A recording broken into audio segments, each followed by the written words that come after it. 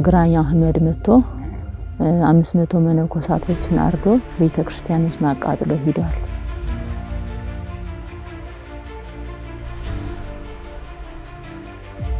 ገዳሙ የሚጠበቀው በነብር ነው። ቦታውም እንደሚጠፋ ቦታው ችግር እንደሚፈጠር ተናግረው በ1350 ነሐሴ 24 ቀን አርፈዋል።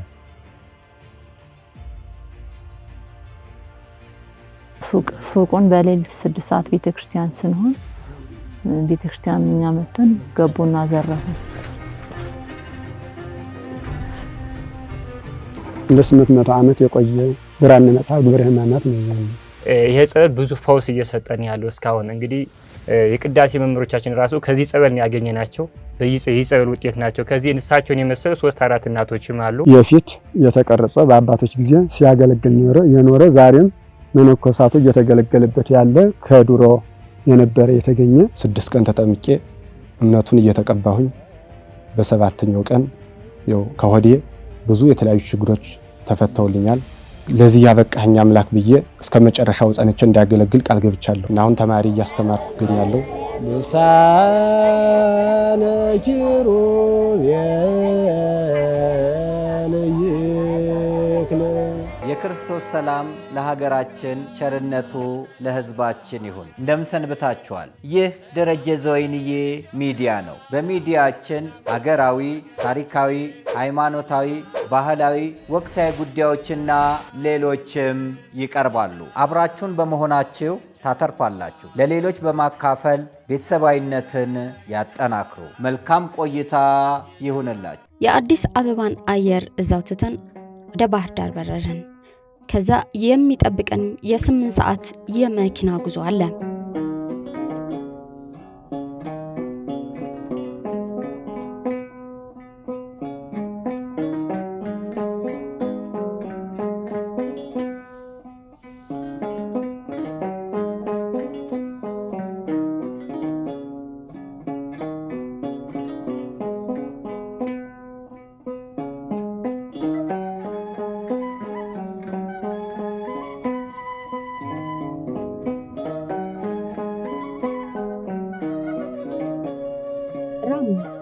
ቅዱስ ገብርኤል ገዳም ራማ በቅዱስ መጽሐፍ ተገልጾ እንደሚገኘው ከ7ቱ ሰማያት አንዱ እንደሆነ ይተረካል። ይህ ቅዱስ ስፍራ ራማ ቅዱስ ገብርኤል ተብሎ ከብዙ ዓመታት በፊት ስያሜውን አግኝቷል። በዚህ ስፍራ በርካታ ገዳማውያን ዓለምን ንቀው መንነዋል።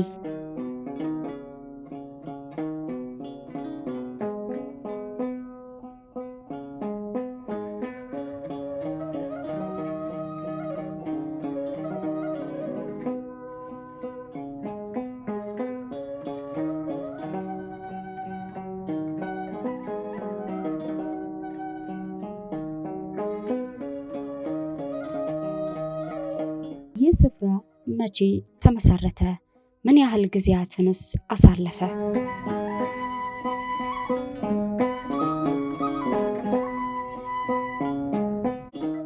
ይሄ ገዳም የተመሰረተው ጥንታዊ ገዳም ነው። በ1270 ዓመተ ምህረት በአፄ ይኩኖ አምላክ ዘመነ መንግስት ነው። ከአምስቱ ኢትዮጵያዊ ቅዱሳን አንዱ በሆኑት በአቡነ ማህደረ ክርስቶስ አማካኝነት የተቀና ይሄ ገዳም። አምስቱ ቅዱሳን እነማን ናቸው? ከየት ነው የመጡት ለሚለው ከታች አርማጭሆ አቡነ አብሳዲ ገዳም የመጡት አምስቱ አቡነ ማህደረ ክርስቶስ፣ አቡነ ህላዌ ክርስቶስ፣ አቡነ ከናፍረ ክርስቶስ፣ አቡነ መቅደሰ ክርስቶስ፣ አቡነ አካለ ክርስቶስ ይባላሉና ከነሱ 5 ከደቡብ ከአርማጭሆ ተነስተው ወደ ደቡብ ጎንደር እየመጡ 5ያ ገዳም ላይ ሲደርሱ ጸሎተ ማርያም ደግሞ በአምደ ብርሃን ሁሉም ብራ የየቦታቸው ተገለጸላቸውና አቡነ ማህደረ ክርስቶስ እዚሁ ጉናጉና ጊዮርጊስን፣ አቡነ አካለ ክርስቶስ ዞጋጋይንት፣ አቡነ ህላዌ ክርስቶስና አቡነ ከናፍረ ክርስቶስ 5ያ ተክለ ሃይማኖትን፣ አቡነ መቅደሰ ክርስቶስ ሳይኮ ኪዳነ ምሕረትን አድርገው አቅንተዋል። ይሄ የኛ ቅዱስ ጻድቅ አቡነ ማህደረ ክርስቶስ የሚባሉት አባታችን ገዳሙን አቅንተው ብዙ መነኮሳቶችን ሰብስበው ሲኖሩ ያው ትንቢት ተናግረዋል። ገዳም ወደኋላ በአረማዊ እንደሚጠፋ ከዛ በኋላም የበለጠ እንደሚለማ ተናግረው በ1370 ዓመተ ምህረት ነሐሴ 24 ቀን እዚሁ ጉናጉና ጊዮርጊስ ላይ በሚጸልዩበት በዋሻቸው ላይ አርፈዋል። ከዛ በኋላ ማህበረ መነኮሳቱ እየኖሩ እያለ ግራኝ አህመድ መጥቶ 500 መነኮሳቶችን አርዶ ቤተክርስቲያኒቱን አቃጥሎ ሄዷል። ከዛ በኋላ ለረጅም ጊዜ እስከ 2014 ድረስ ገዳሙ ጠፍቶ ነው የቆየው። ከዚያን ቀን ጀምሮ ግን መንግስት ልዩ የደን ጫካ የደን ቦታ ብሎ ቦታውን ተከብሮ በሀገሩ በሽማግሌዎችም የድሮ ውግዝ በሚያውቁ በትልቅ አባቶች በእነሱ ቦታው ተከብሮ ቆይቷል። እስከዚህ ሰዓት እስከ 2014 ድረስ ከዚያ ትንቢቱ የሚፈጸም ዘንድ በተነገረው ትንቢት መሰረት የማህበረ ካህናቱም የሀገሩ ሽማግሌዎች ትልቅ አባቶችም እንደዚህም የዚሁ ተወላጅ የሆነ ቆሞስ መላከ ልዑል አባ ገብረስላሴ አሁን ውጭ ነው ያሉ እነሱ እንትን ብለው አሰባስበው ከዋልድባ አባቶች ጋር አማክረው ሱባኤ አስይዘው ገዳም እንዲህ ያለ ቦታ አለ ብለው ሱባኤ አስይዘው ለነዚህ አባቶች እማይ ወለተ ማርያምና እማይ ኪዳን ሳሙኤል ተልከው ይህን ገዳም ተጀምሯል። አቡነ ማህደረ ክርስቶስ አንድ እንትና የራሳቸው ተሰጣቸው ቃል ኪዳን እዚህ ቦታ ሌባ ይግባብ ነው፣ ከገባ ደግሞ አያመልጥም። አሁን ይህን ገዳም ከታች ስትወርዱ አይታችሁታል። ከሱ ላይ ሱቁን በሌሊት 6 ሰዓት ቤተክርስቲያን ስንሆን ቤተክርስቲያን እኛ መተን ገቡና ዘረፉት። ከዛ በኋላ እነዛ ሰዎች ማን እንደወሰደው አላወቅነውም። አንደኛው ድንገት ሞተ 40 ቀን ባልሞላ። የመጀመሪያው አንደኛው ሌባ ሲሞት ሁለተኛው ደግሞ ራሱ ተናገረ። ያም በሳምንቱ አልቆየም። 40 ቀን በ40 ቀን ውስጥ ሁለቱም በድንገተኛ ሞት ነው ተቀስፈው የሞቱት። የተናገሩት ራሳቸው ቤተሰቦቻቸው ናቸው የመሰከሩት። እኛ ማን እንደወሰደም አላወቅንም ነበር። እና እንደዛ ነው ታምር። ለምን አሁን በጸበሉ የተፈወሱ ብዙ እናቶች አሉ፣ አባቶች አሉ። የሀገሬው ሰው እንዲሆን ታምሩ በጣም ብዙ ታምር እየሰራ ነው። ለየት የሚያደርገው ነገር ገዳሙ ላይ የቆዩ አራዊቶች ቅዱሳኖች ነበሩ። ገዳሙ የሚጠበቀው በነብር ነው። ነብር አለው ገዳሙ ላይ የውጭ ከገዳሙ ውጭ የሆነ ነገር ለተንኮልም ይሁን ለሌላም ነገር መግባት አይችልም። እዚህ ውስጥ ዘርፎም ሰርቆም የሆነ ነገር አድርጎ መውጣት አይችልም። ምን እንኳን የገበሬዎች ፍየልም ሆነ ከብትም ሆነ የውጭ ክልል ውስጥ ከገባ ነብር ይበላቸዋል። ማታም ቤተክርስቲያኑም ሆነ አካባቢውን የሚጠብቀው ነብር ነው። ዙሮ የሚጠብቅ በነብር ነው። የዱር አራዊቶች አሉ። ዝንጀሮ አለ፣ ጦጣ አለ፣ ሚዳቋ አለ፣ ጅብ አለበት ቦታው ላይ ሱሱ ሁሉ አለ ቦታው ላይ። ግን እንዳጠቃላይ ቦታው የሚጠበቀው በጥበቃ ማለት ማለት በነብር ነው። ፍየሎች አሁን እያረባን እንሞክራለን፣ ግን እየተከተለ ያያቸዋል እንጂ አይነካቸውም። ንክታ አርጋቸውና ፍየሎችን እሱ ነው የሚጠብቃቸው። አይነካቸውም፣ አይጣላቸውም። ሰጥ ብሎ እየተከተለ ያያቸዋል እንጂ እንድቻ አይተናኮላቸውም። ከዚህ ከገዳሙ ውጭ ግን አንዳንዴ በተለይ ነሐሴ አካባቢ ነብሩ 24 ሰዓት ነው የሚጮህ። አይኑን እያመመው ነው ምናምን ይባላል በተለምዶና ወርዶ ከዛ ከገጠሩ ውሻቸውን ይበላባቸዋል፣ ፍየላቸውን ይበላባቸዋል። ብዙ ነገር ሲያደርግ ገዳሙ ውስጥ ግን አንዲት ነገር ነክቶብን አያውቅም። ለምሳሌ ጸበሉ ላይ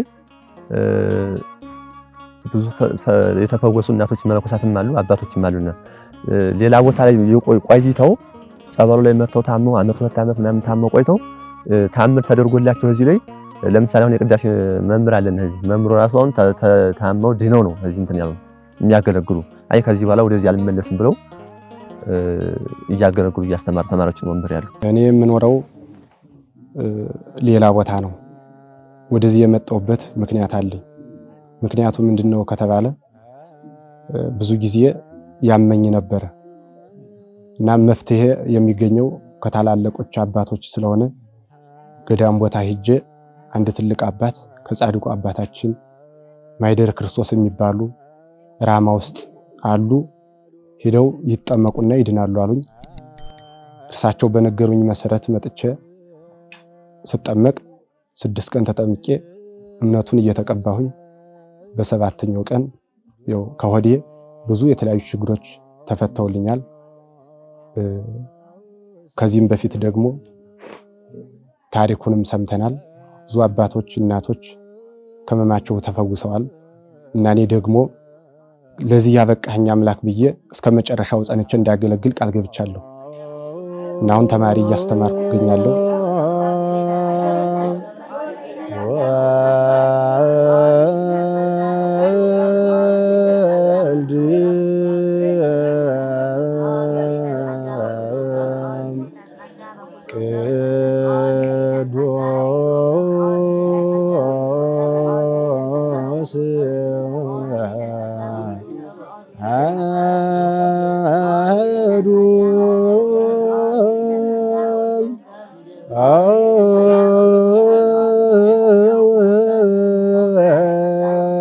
ፈተና ገዳም ይፈተናል ታውቃለህ።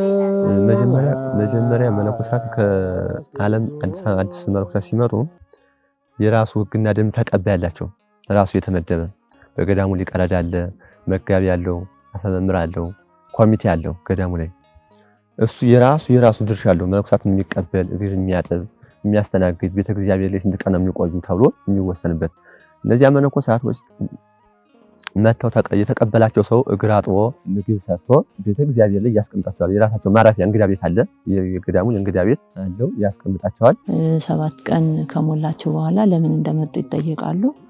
በምነና ነው ብለው ሲናገሩ ምናኔ ከባድ መሆኑን በደንብ በማስረጃ ይነገራሉ። በቃ ምነና ከባድ ነው፣ ፈተናችሁ ልጅም ተጣልታችሁ ከሆነ የመጣችሁና አስታርቃችሁ መመለስ አለባችሁ በዚህ እድሜያችሁ የሚለውን ተቃውሞ እናቀርባለን። ከገዳምም ከሆነ የመጡ ከነበራችሁበት ገዳም መጽናት ነው፣ ከቦታ ቦታ ማለት አያስጠቅምም የሚለውን እናገራለን። አልሰማም ካሉ እኔ ቦታውን ወድጄዋለሁ እዚህ ነው መኖር ያለብኝ ካሉ እሺ ብለን ፈቅደን ጸሎተ ማርያም ደግሞ ስራ መኖር ነው እንዲኖሩ ይደረጋል። ለዛ በኋላም ስራ መድበው እንዲቀጥሉ ማድረግ ነው። ከ200 በላይ ነው ያሉ። አው ስራ ቦታችሁ ተከፋፍለን ስለሚሆኑ እንጂ እና ደግሞ ያው መነኮሳት በብዛት ይሄንን መታየት ያን ያክል እንትን ስለሚሉ ያው በጫካ ላይ ምናምን ነው ተሰማሩ ነው ያን ያክል እንትን ለማየው እና ቦታቸውም ስራ ቦታም የተከፋፈለ ቦታ ስለሆነ ነው። በዚህ ገዳም ውስጥ በርካታ ዕውቀት ያላቸው አባቶች ከነብስለታቸው ይገኛሉ። በጊዜ ሂደት ያጠራቀሙትን ልምድና ዕውቀት ለተተኪ ልጆቻቸው በመስጠት ላይ ተጠምደዋል። አቋቋሚ ይሁ የተለያዩ አስተምሬያለሁ እና ይህንን የጀመርኩት ገና በ72 ዓመተ ምህረት አንስቼ እስካሁን እጽፋለሁ። ገድል፣ ድርሳን ብዙ መጻሕፍት ጽፌያለሁ። የጻፍኩ እሸጣለሁ፣ ለራሴም አመንቻለሁ እና አያሌ ዘመኔ ነው። ወንበር የተከልኩት በ74 ዓመተ ምህረት ነው የተከልኩት። ያንቺ እስካሁን በማስተማር ነው እና ይሄን የመሰለ ነው ጽፌያለሁ። ቢያንስ 15 ጽፌያለሁ። ገድለ መርቆሬዎስ፣ ድርሳነ ኪዳነ ምሕረት፣ ድርሳነ ሚካኤል፣ አንድ ወንጌል። በተረፈ ጎልጎታው ምኑ አይቆጠርም። ብዙ መጻሕፍት ነው የምጽፍ። የመጀመሪያ ያቋቋም ነው። አሁን ከኋላ አቅሜ ደከም እያለ ሲመጣ ውዳሴ ማርያም ዜማውን የሰሙን ጓዙን ይህንን በቃ አስተምራለሁ ከአቅም አኳያ ማለት ነው። ይህ ቅዱስ ስፍራ እንደ ሌሎች የተፈጥሮ ሁኔታቸው እንደሚያስገርመን ሁሉ በዚህም መደነቃችን አልቀረም። ከገዳሙ ከ5 ኪሎ ሜትር ርቀት ላይ መንገዳችንን ቀጠልን። ወደ ፈዋሹ ጸበል፣ ወደ መፍትሄ ሰጪ ወደ ተባለለት ቅዱስ ጸበል ቦታ የምታዩት እንግዲህ ጉናጉና ቅዱስ ገብርኤል ዘማኅደረ ክርስቶስ አንድነት ገዳም ነው። ይሄ ዋሻው እንግዲህ እንደምታዩት ስናወጣ ማየታቸዋል። በጣም ተፏቆ በብዙ ድካም ነው ወጣው። የሚያወጡትም ካህናት ዲያቆናት ብቻ ነው የሚያወጡት። ብዙ ምዕመናን እዚህ ገብተው ለመጠመቅ ብዙ ችግር አለ። ውጣ ወረዱ እንዳያችሁት ነው።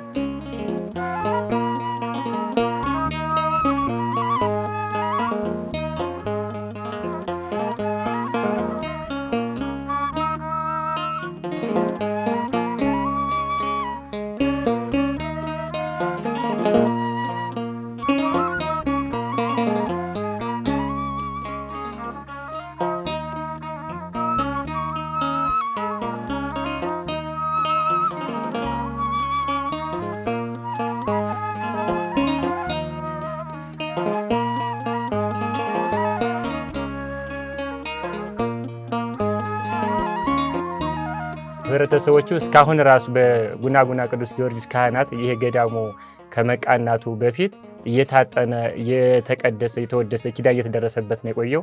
አሁንም ደግሞ በካህናት በመነኮሳቱ እየተቀደሰ ነው ያለው።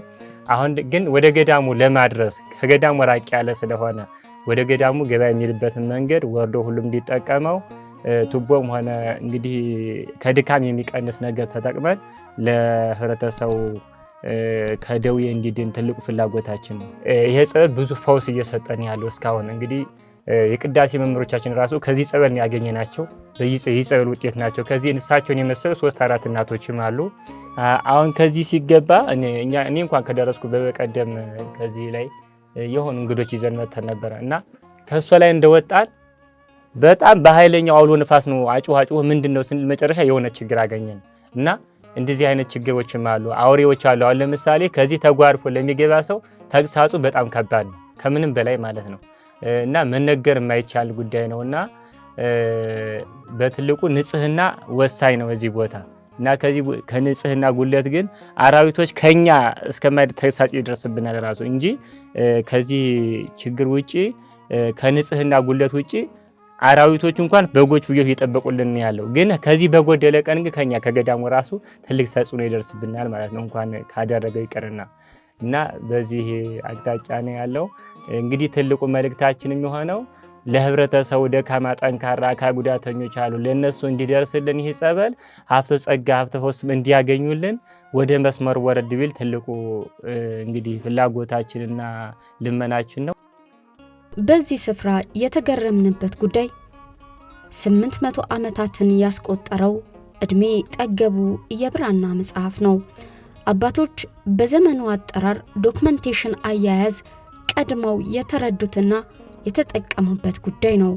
ከትውልድ ትውልድ ሚስጥርን ዕውቀትን በአግባቡ ሰንዶ ማስቀመጥ ምንኛ መታደል ነው! ምንኛ የማወቅስ ጥልቀት ነው! በ1270 ነው የተመሰረተ ገዳሙ። ለ800 ዓመት የቆየ ብራና መጽሐፍ ግብረ ሕማማት ይባላል ማለት ነው። ለገዳሙ የቆየ ይሄን ግብረ ሕማማት ይባላል።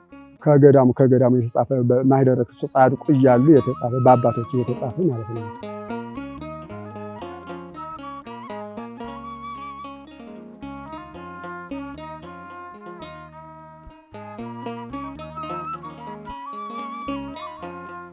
ወንጌል ነው። ይሄ ወንጌል ነው። 40 ወንጌላውያን ነው። ይሄም ከቅድሙ ጋር አብሮ ተጽፎ ለ800 አብሮ የቆየ የግዕዝ ወንጌል ያው አባቶች ሲጠቀሙበት የቆዩ ለ800 ዓመት የቆየ የ40 ወንጌላውያን ግዕዝ ወንጌል ነው ይሄ ማለት ነው። ግዕዝ ወንጌል ነው እንግዲህ በአባቶች የተጻፈ ብራና መጽሐፍ ግዕዝ ወንጌል ነው። በግዕዝ ነው በሚያስፈልግ በቅዳሴ ጊዜ በተለያየ ነገር በአውደ ዓመት ሲሆን የምንደበው ግዕዝ ወንጌል ነው ማለት ነው። በማኅደረ ክርስቶስ ጊዜ የነበሩ አባቶች የጻፉት መጽሐፍ ነው። የአንድነት መነኮሳቱ ማኅበረ ትልልቆች አባቶች የጻፉት ናቸው በጊዜ ማለት ነው። በእግዚአብሔር ጊዜ የተጻፈ ወንጌል ነው። ይሄ ደግሞ መስቀል ነው። የነሐስ ነው። የእመቤታችን ምስለ ፍቁር ወልዳ ስዕል ያለበት የተሳለ ሚካኤልና ገብርኤል በዚህና በዚህ የተሳሉበት የጌታችን መድኃኒታችን ኢየሱስ ክርስቶስ ደግሞ በአንድ ጎን ደግሞ ስነ ስቅለቱ ያለበት ቅዱስ ጊዮርጊስም አብሮ ያለበት የፊት የተቀረጸ በአባቶች ጊዜ ሲያገለግል የኖረ ዛሬም መነኮሳቱ እየተገለገለበት ያለ ከድሮ የነበረ የተገኘ ቀደምት የነበረ የቅርስ ነው። ይሄ ከቅርሶቹ አንዱ ከመጽሐፍት ጋር አብሮ እያገለገለ ያለ መስቀል ነው። ይሄ የነሐስ መስቀል ማለት ነው። የልማት ስራ ገዳሙ ያው የደን ሀብት ስለሆነ ስፋቱ እንደምታዩት በጣም ሰፊ ነው። ከ80 በላይ ነው። ከ80 ሄክታር በላይ ነው ስፋቱ። ግን የደን ሀብት ስለሆነ መንግስትም እንዲነካ አይፈልግም። እኛም ቢሆን የጥንት አባቶቻችን ውግዘት ስላለ አይመነጠርም፣ አይቆረጥም፣ ዝም ብሎ ነው የሚቀጥለውና ስለዚህ እርሻ የለውም ገዳሙ። እርሻ ስለሌለው ያው ለረሃብ ተዳርገናል። ለአንድ ሀገር ውድቀት ከፍተኛው ሚና የሚጫወተው ጦርነት ነው። በዚህ ክልል ውስጥ ባለው ያለመረጋጋት ጉዳይ ውድቀት አንዣቧል። ለወትሮም ቢሆን መከራ የማያጣት ቅድስት ቤተክርስቲያን አሁን በብዙ የምትፈተንበት ትልቁ ጉዳዩም ነው። ሰላም ከሌለ የተለመደ የዕለት ተዕለት ጉዳይን መግፋት አዳጋች ነው። በዚህ ገዳም ውስጥ የሚገኙ አባቶችና መነኮሳት ምንም እንኳን በስራ እየተጉ ቢሆንም በሰላም እጦት ምክንያት ምዕመናን ስለሌሉ ለረሃብ ተዳርገናል ይላሉ። ኩርነታቸውን ተፈታትኑ የዚህን ያህል ከተናገሩ ነገሩ በእርግጥም ከባድ መሆኑን አያጠያይቅም። ጸሎታቸውን ምን ያህል ቀን እንዳስተጋጎለባቸው ለበሽታ እንደዳረጋቸው ፊታቸው ላይ ያለው ጉስቁልና ብዙ ይመሰክራል። ከተጀመረበት ቀን ግን ጀምሮ ቦታው ከጊዜም ጥበት ካለው ከሁኔታዎች ሁሉ ነገር መናኞች እየመጡ ያው ብዙ ችግሮች እንዳሉበት መናኞች ከ200 በላይ መናኞች አሉ። ግን እነሱ መናኞችም የሚበሉት ነገር የሚጠጡት ነገር ልብስ እንደጫቆ ውርጭ ነው። ፀሐይ የምትወጣ ከዚህ ቦታ ላይ 3 ሰዓት ከኩል በኋላ ነው የምትደርሰው እዚህ ቦታ ላይ። በዚያን ሰዓት መናኞች ብርድ አለ፣ ውርጭ አለ፣ ስራ መስራት አይችሉም። ደግሞ መናኞች መጥተውም ስራ ምን ሰራው የለም በማለት የስራ እንትን ስለሌለ ያው ችግር ነው። ውሃ የለም በቦታው ላይ ውሃ አሁን ጣር ላይ ጀምሮ ጭራሽ ይቆማል። ሄላ ያለ የሚመጣ መናኙ ተሸክሞ ድግመት አለው። አቀበት መውጣት መውረድ በጣም አለው። ውሃ ጭራሽ የለም። ምግብ የስራ ድርሻ መሬት የለውም። መተዳደሪያ ጭራሽ ነገር የለውም። ከቦታው ላይ ጫካዋን ተረከብ። ከዚያ በታች ያለው የገበሬ ነው። መንገድ በታች ገበሬዎች ያሳሉ። ከዚያ ደግሞ መግባት አይቻልም። መተዳደሪያ የለውም። ሽመና ነበር ትንሽ ለመናኙ ስራ። የሽመናው ስራ በራሱ ገበያ ላይ በተፈጠረው ችግር ምክንያት ገበያ ጦርነቱ ምክንያት የሚገዛም የለም። መጥቶም ከውጭ የሚያልፍ የለም። ገዳማት ራሱ ለመሳለም ሰው ለመንጣት እንኳን እየተቸገረበት ስለሆነ እሱን ገበያ ወደ ውጭ ለመላክ አንችልም። ስራው ራሱ ገበያ ባለመኖር መናኙ ቆሟል። ያው ቁጭ ነው ያለ ስራ መስራት አይችልም። ያው ቦታው አልመች ሲል አልመች በማለቱ ብዙ ተማሪ እስከ 30 እስከ 40 ይመጣና ግማሹ እንኳን ፈልሶ ይሄዳል። አንድ ቀን 2 ቀን እንኳን አያድርም። ያው እንደምታዩት ምኝተው ራሱ አይመች። ለዚያ ነው እንጂ እንግዲህ ቦታው በጣም ጥሩ ቦታ ነበርና ከምግብ አኳያ እንኳን ሲታይ ምግብ ለምነው ለመብላት ራሱ ማህበረሰቡ ዝቅ ያለ ቦታ ስለሆነ ከመነኮሳቶቹ እየተካፈሉ ነው የሚበሉ። ልሳነ ኪሩቤል ይክለ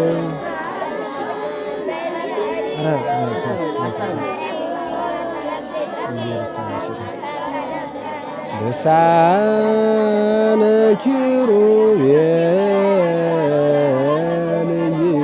ይክለ። አሁን ገዳሙ ያለበት ሁኔታ እንደምንተዳደርበት የነበረው በሽመና ነው በዋነኝነት። አሁን በወቅታዊ ጦርነት ምክንያት የምንሰራው ወደ ጥበብ ቁጭ እያለ እየተበሳቆለ ነው። ብንልከውም ወደ ገበያ የሚገዛ የሚጠይቅም የለም። እርሻ ስለሌለው ገዳሙ ለረሃብ ተዳርገናል። ያው የመጠለያ እጥረትም አለብን። ችግር አለ የመጠለያ። ያው ውሃውም ሩቅ ነው። ብዙ ችግሮች አሉብን።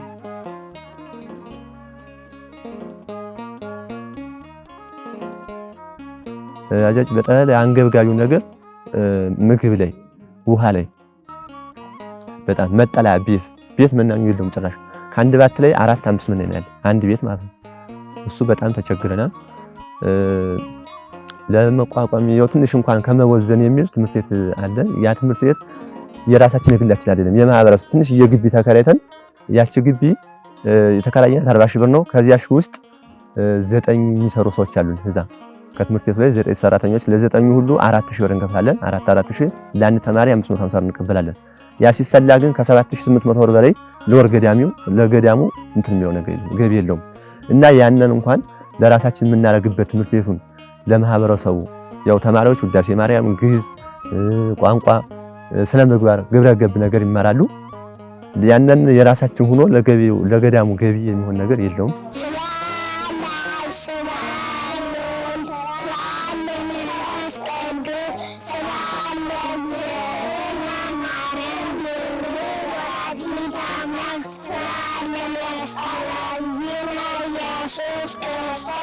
ያው መልእክቱንማ የምናስተላልፈው እንግዲህ የእውቀት ጉዳይ እውቀት ስለማይጠገብ ነው እንጂ እኚህ ተማሪዎች በእውነቱ ከሆነ እንደ ሌሎቹ አጥቢያ ቤተክርስቲያንም ሆነ እንደ ገዳማትም ሆነ ቤት ተሰርቶላቸው በስርዓት ቢማሩ ከዚህ የበለጠ ትውልድ እናፈራለን ብለን እንገምታለን። እና ብዙ አቅርቦት ይጎለናል። በቃ ብዙ ችግር አለ።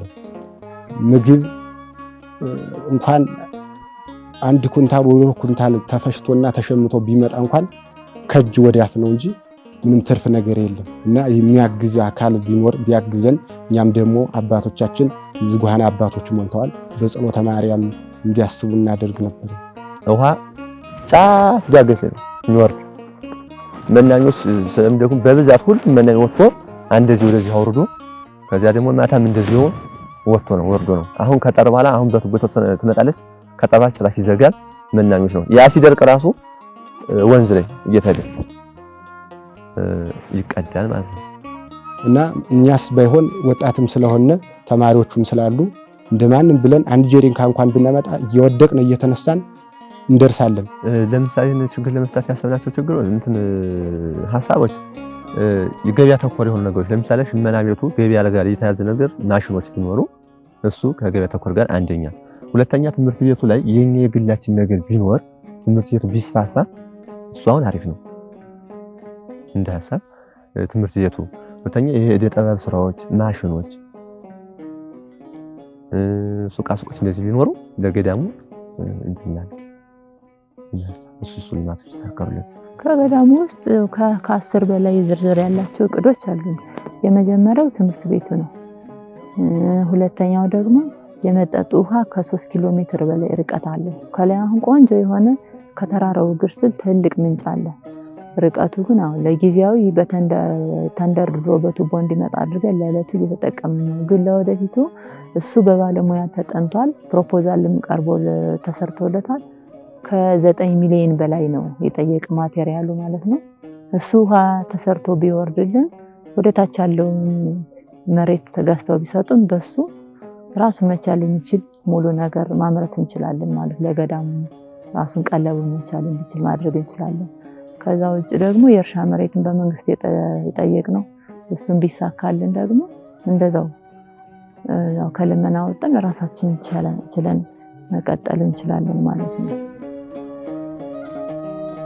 ይህንን ፕሮግራም ለማዘጋጀት ከ15 በላይ ባለሙያዎች ተጉዘናል። እንደ ባቢሎን ግንብ ቋንቋችን እስኪደበላለቅብን ድካምና ረሃብ ሲያነጫንጨን ነበር። በየመንገዱ ቁጭ የሚለው ሰው ብዛትም ቀላል አልነበረም። ከዚህ አንጻር በዚህ ገዳም ላይ የሚገኙትን መነኮሳት አባቶችና አገልጋዮች ትጋት አለማድነቅ አይቻልም። ጭንቀታቸውን ለመረዳትም ቤተክርስቲያን እንዳስተማረችን በጎነትን ሰው በጠፋበት በዚህ ስፍራ ሰው ሆኖ መገኘት የውዴታ ግዴታችን ነው። በዚህ ቅዱስ ስፍራ መገኘት ምንም እንኳን መመረጥ ቢሆንም በሰው ሰራሽ ችግሮች ከልክ ያለፈ መከራም ጽናትን ይፈታተናል። እንዴት ናቸው? እንዴት እየሆኑ ነው? በዚህ ቤተክርስቲያን የሚገኙ ነገሮችስ ምንድን ናቸው? ቤተክርስቲያኑስ መቼ ተመሰረተ? እነዚህ በራማው በቅዱስ ገብርኤል ጥንታዊ ገዳም ላይ ተገኝተን የዳሰስናቸው ጉዳዮቻችን ነበሩ። ቸር እንቆይ።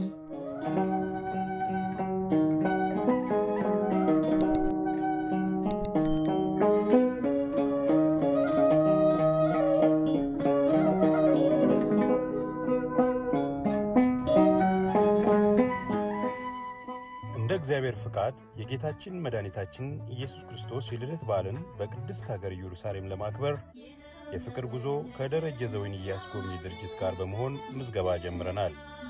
እግዚአብሔር ፍቃዱ ይሁንና እርሶም ለመመዝገብ በስልክ ቁጥር 2404216742 ወይም 937-369-6886 ይደውሉልን።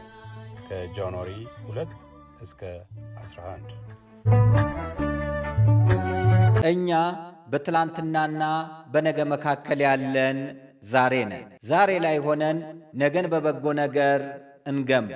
ነገ አዲስ ቀን ነው፣ ቀኑም ደግሞ ደስ ይላል። ደረጀ ዘወይንዬ ሚዲያ ኢትዮጵያዊ ማንነት